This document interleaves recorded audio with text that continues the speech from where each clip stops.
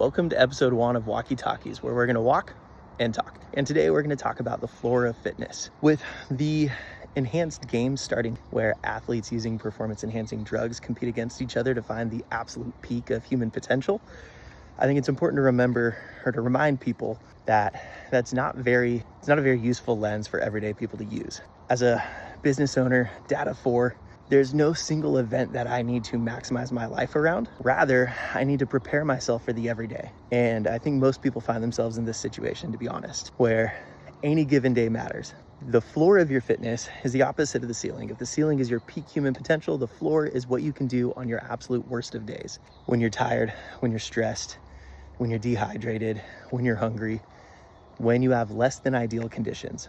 How do we develop the floor of your fitness? We work out on days when conditions are not ideal. It sounds simple. I know it's not easy. When you're tired, follow the plan.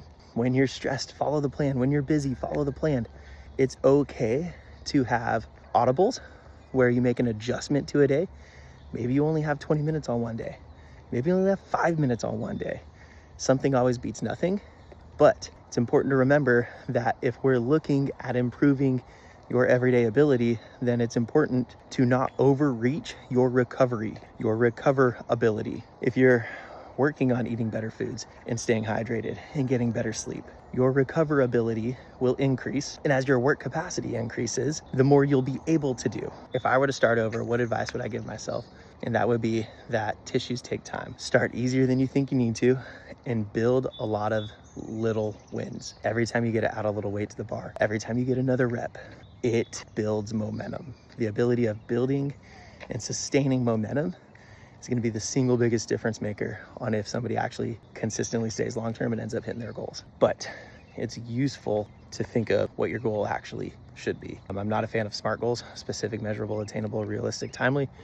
I'm a fan of infinite goals. Health is not a zero-sum game. If I'm healthy, it doesn't mean you can't be healthy, right? We can all be healthy. It's an infinite game. I want to be a healthy person. And so my goals are to do the things that a healthy person would be doing. One of those things is improving the floor of their fitness.